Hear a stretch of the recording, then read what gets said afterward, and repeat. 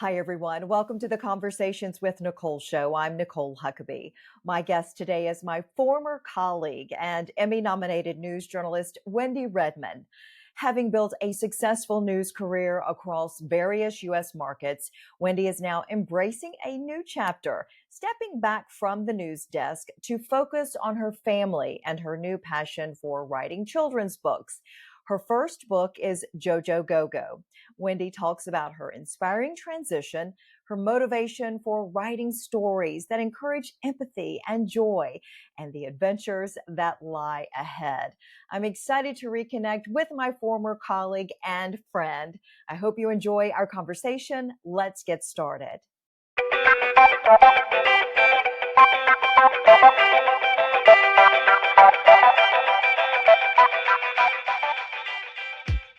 Hi, everyone. Welcome to the Conversations with Nicole show. I am delighted to have as my guest today my former colleague and friend, Wendi Redman. Wendi, good to see you.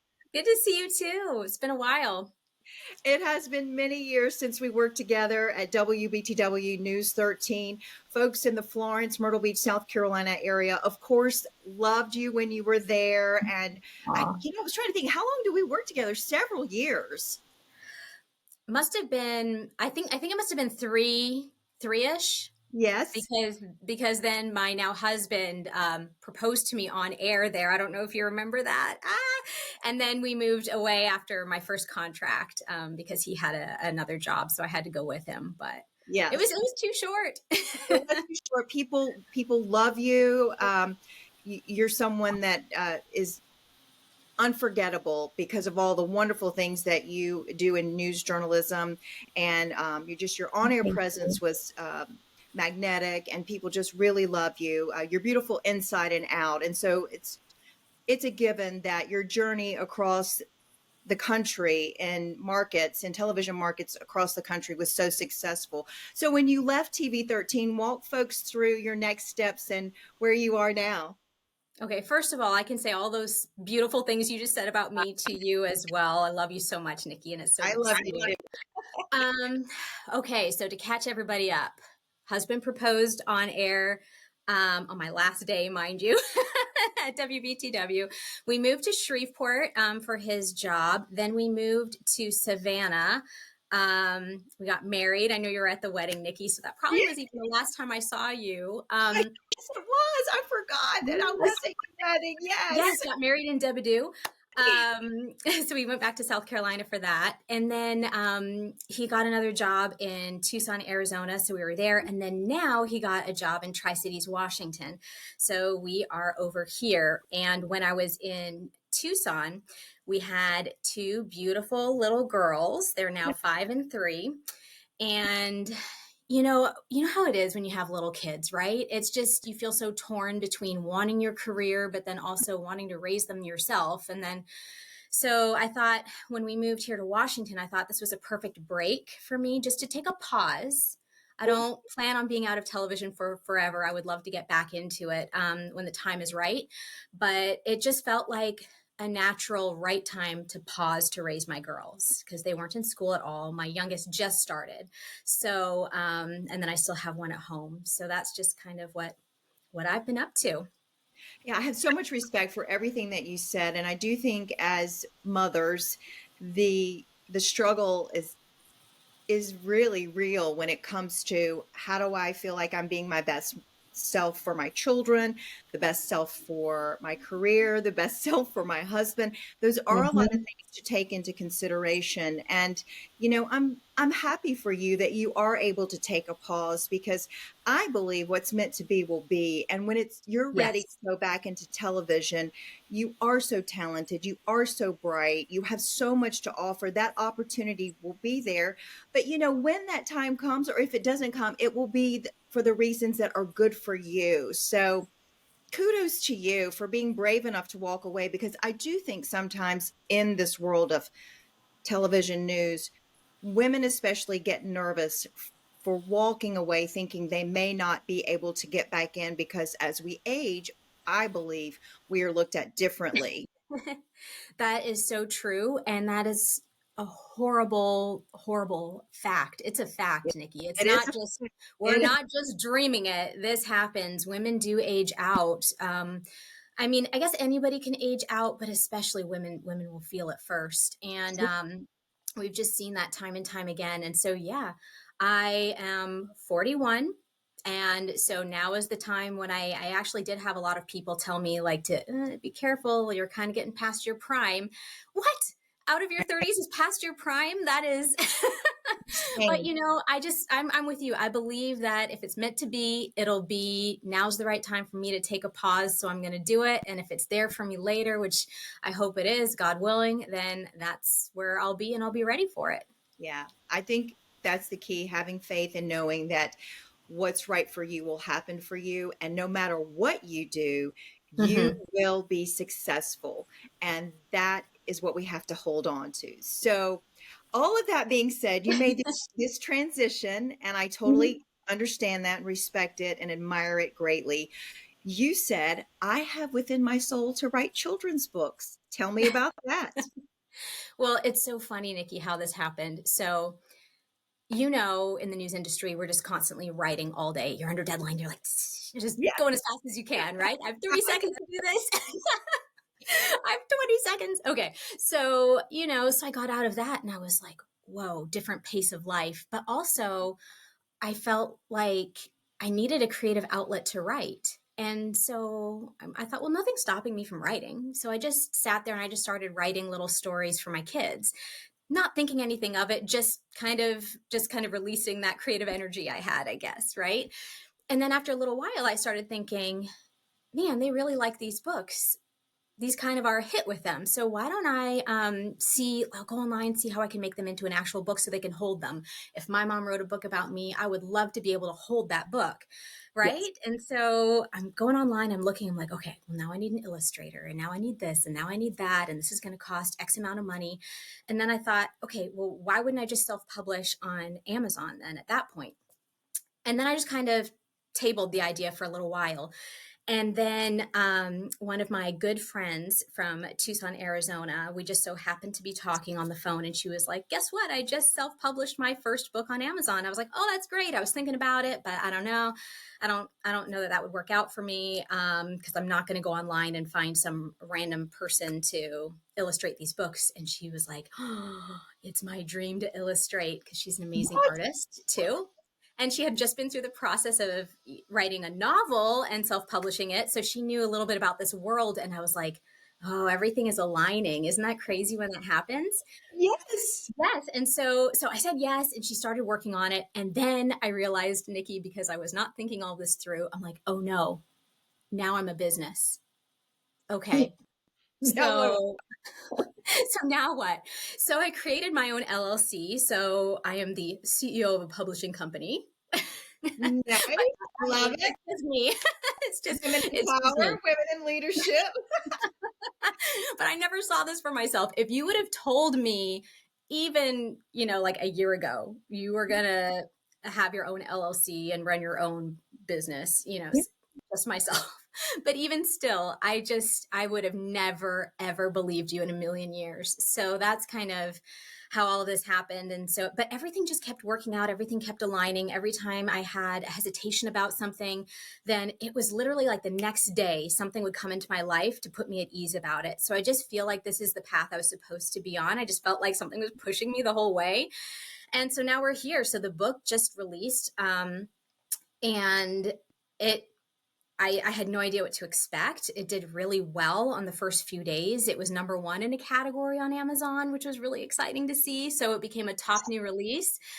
We've fallen down from the ranks since then. We're back into oblivion, but it was cool to see while it lasted. And Yes. yeah, so now I just Longevity, have to. though. You have to have longevity. Longevity.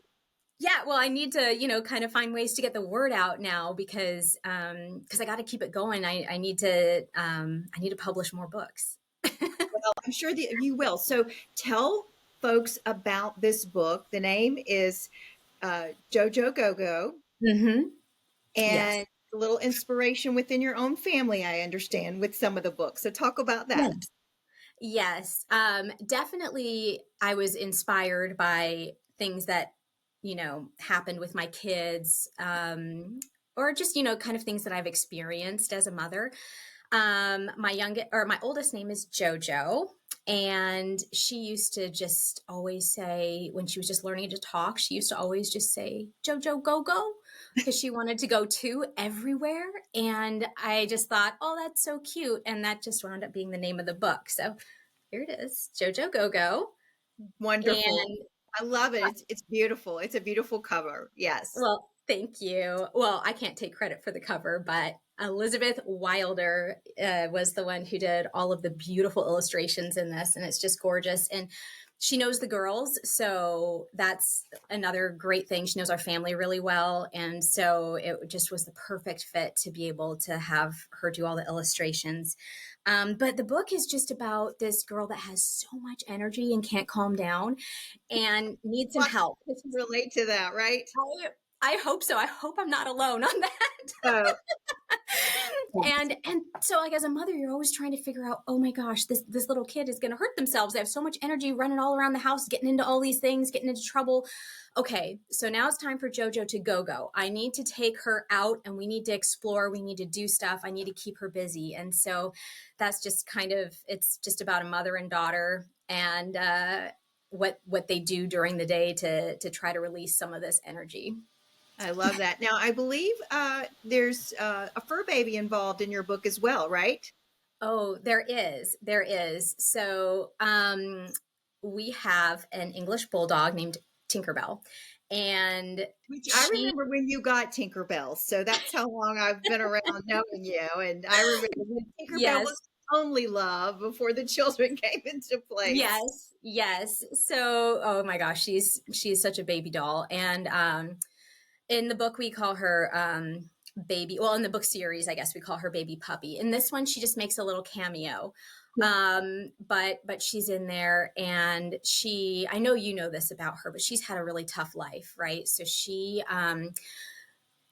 we she woke up one morning partially paralyzed in her back legs. Yeah. And well, actually, she was like fully paralyzed in her back legs. And then she went through this surgery that we didn't know if it was going to work or not work or whatever. And then she could use her back legs again, and she was great. And then now all these years have passed, and she's struggling. She's now partially paralyzed in her back legs. So she has a doggy wheelchair to help her get around. And so that's kind of nice. So she's featured in the book as well. Well, you're trying to create joy, show some empathy towards baby puppy's situation. So it really is a good parenting book, I think, it sounds like. I hope so. I think it's pretty relatable. And Yeah. I think, while in the course of a day, maybe you're not going to do all the things that we do in the book, but these are all the things that you would do with your child if they had so much energy and you needed to distract them and show them new things and let them explore and stuff like that. And so I'm hoping that other mothers out there, especially mothers of high energy young little girls, will understand where I'm coming from with it. I'm sure they will. I'm actually a grandparent. Our oldest has a 2-year-old, and she would Wow. be a go-go too. She's always Mm. on the go, and so I might need to get that book for her for sure. So I do think your book is going to be very relatable. So speaking of relatable, I assume your children they love it now that it's out in full print. Yeah, they're asking for it every night, but I think that they have it memorized now. So they read it to me now. And so this kind of broke my heart a little bit though, Nikki. So I when I got the book, I was so excited and I was like, look, girls, look at the book, look at the book. And both my girls were really excited, but then all of a sudden my youngest, Cammie, was like, where's Cammie's book? And I was That like, was the next question. oh. Oh, So, Nikki, I'm going to give you a little scoop because I know we love scoops on television, right? you So do. I've talked, so I've talked about some of the other books. I've written more than 20 books, not all for publication. Some of them just for these kids because I've been doing it for a couple of years now, and they're short Oh, books for like a preschool age. So it's not like I'm writing novels or something, right? But when I get inspiration, I just write.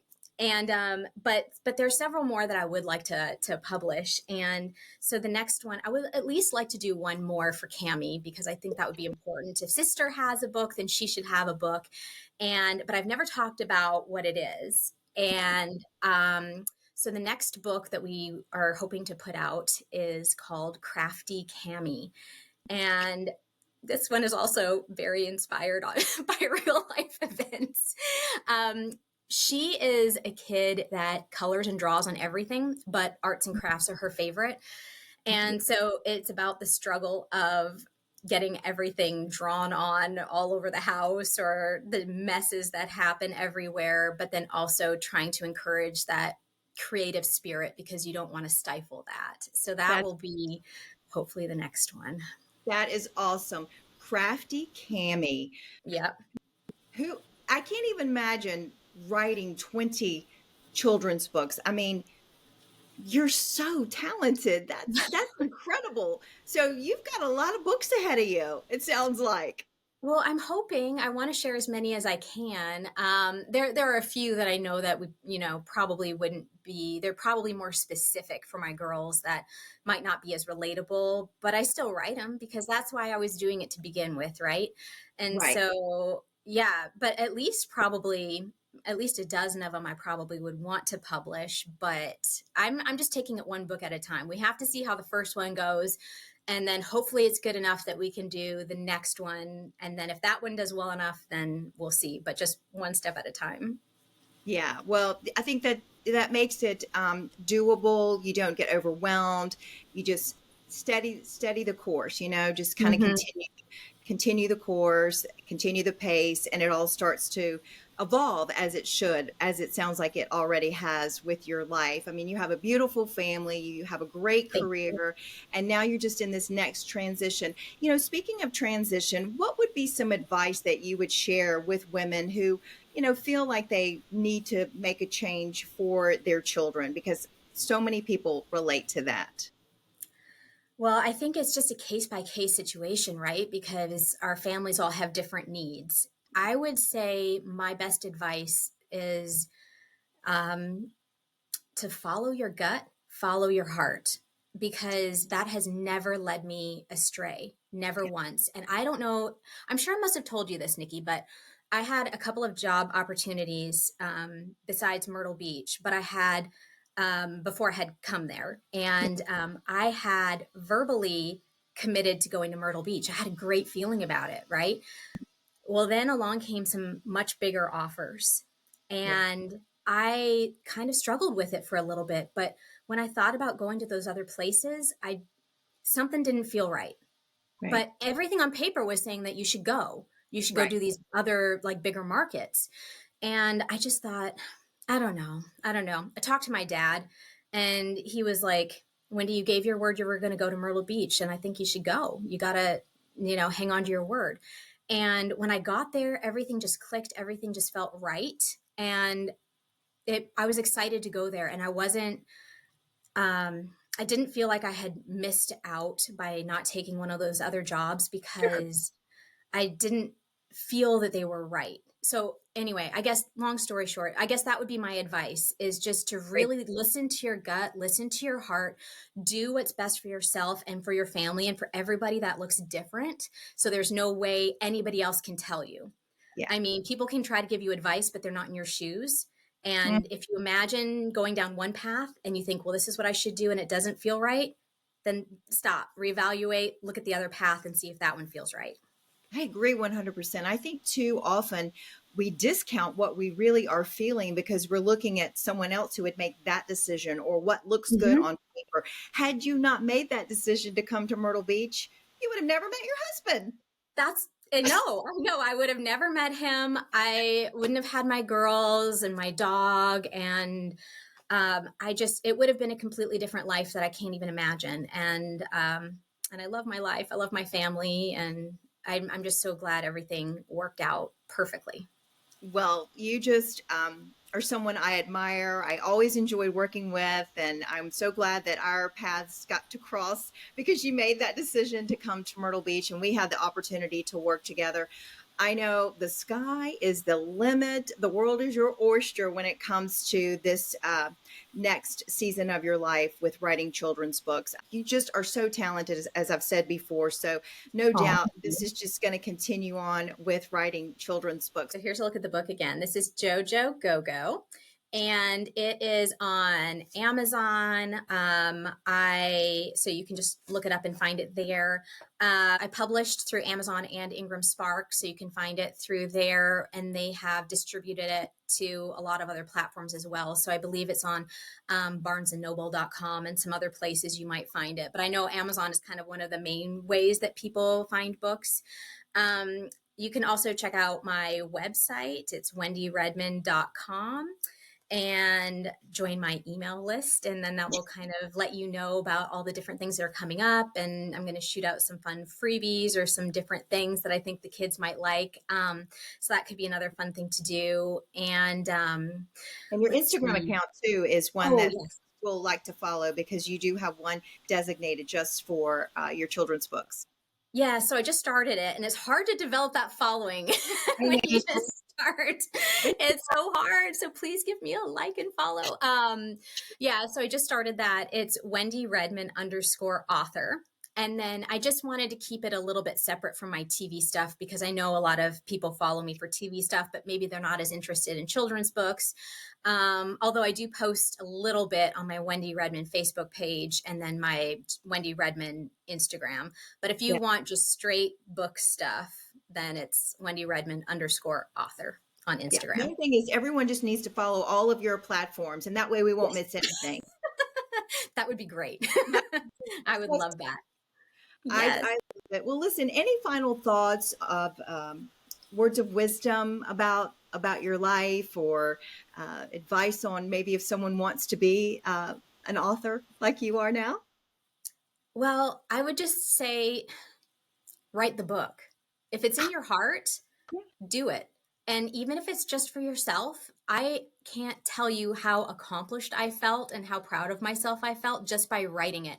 And it was only in my iPhone at first for the longest time. And I have all these random stories in my notes on my iPhone, and I'm trying to find them and sort through them now and get them into my computer. But I would just say, if it's whatever it is in your life, right? Yeah. Life is short. And if there is nothing holding you back from doing it but yourself, don't let yourself hold you back. Yes. Do it. I mean, writing doesn't cost you anything, right? So a pen and paper, or, if you like to do it on your computer or your phone or what have you. I didn't even have a computer. I just got one just for this purpose.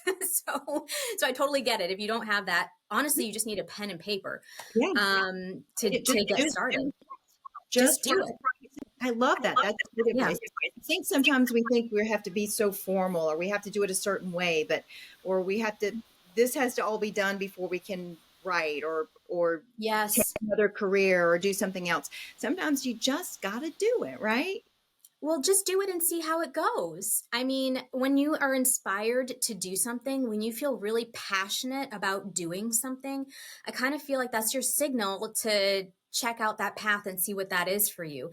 Because I can tell you that if you do that, and you will probably find success at it, because it doesn't feel like work. This whole book publishing process has been in the works for a couple of years, and not 1 minute of it has felt like work. It has all felt like play, even though it is definitely work. There's a lot of work in there, but because it's just something I'm so excited about, it really, I love dedicating my time to it. And I think that if you can find that special thing, then it won't feel like work, and you'll be having the best time. And you know what? Even if it's just for yourself and nobody else, that's totally fine. You don't have to publish it. If you want to publish it, great. It's pretty easy. It's a pretty easy process, but it's not necessary. You can if you want to, but that's optional. Write the book, do the thing, see how you feel about it, take it one step at a time. Wendi, that is great advice. Great advice. I needed to hear that. So thank you for that. Absolutely. I needed to hear myself say it. I need to keep following my own advice. I don't know. I know, right? Absolutely. Well, listen, it has been delightful to have a conversation with you, to see you in virtually in person, so to speak, and Yeah. have this conversation about the successes in your life. And yes, just the best is yet to come for you. So thank you so much for being my guest. Well, thank you so much for having me. And you look beautiful as always, aging backwards, and just No, as kind hearted as always. And before we go, I just needed to tell you what a big influence you had on my career. And I continue to think about little things that, little experiences from back in the day. And I continue to learn from them because I see them from new eyes. You know, as a mother, I wasn't a mother when I was in Myrtle Beach, right? And so a lot of the things, you know, that I watched you do and go through with your kids and stuff. And I know as I'm going through different phases that I see it through different eyes and I understand it in a little bit of a different way. And it helps me to learn from you. And so it Grace wasn't just writing, it's just about life too. Yeah. So got me a thank little you. teary-eyed there because it is hard Well, to balance. It is hard to balance, and yeah. you really are doing the very best that you can, trying to be the very best mother, the very best, news anchor, all the things. And so, sometimes you don't know if you're getting it right, but I think if, as long as you're trying really hard and you know that you are giving it your best, your children in the end, hopefully will see that. Mine are 26 and 23 now. So, Yeah. um, you're, you're doing great. And if I played a little bitty tiny role in helping you, the A blessing. huge role. No, more than you know, Nikki, because just watching you juggle it all and do it so well and prioritize. And whenever it seemed like there was a thing, and I've thought about this a lot, whenever it seemed like there were two conflicting things, you were like, family first. And I Yeah, just saw that and I was like, you know, her career is not suffering because she's going family first when there's a conflict. that's right. It's not. And she's, continuing to do amazing. And I, need to remember that and take a page out of that book because your career is going to be there and it's going to be fine. And and it's family Yeah. first. And so I've Yeah. always loved that about you and Goodness. definitely something I've learned. Well, I'm thankful that I was able to be a bright spot because you in the moment you're doing the best you can and you hope you're Oh, I making know. decisions. So, I know well, it's hard. listen, before I just turn into one big sappy person here and fall out, I know. Virtual hug. I know, virtual hug.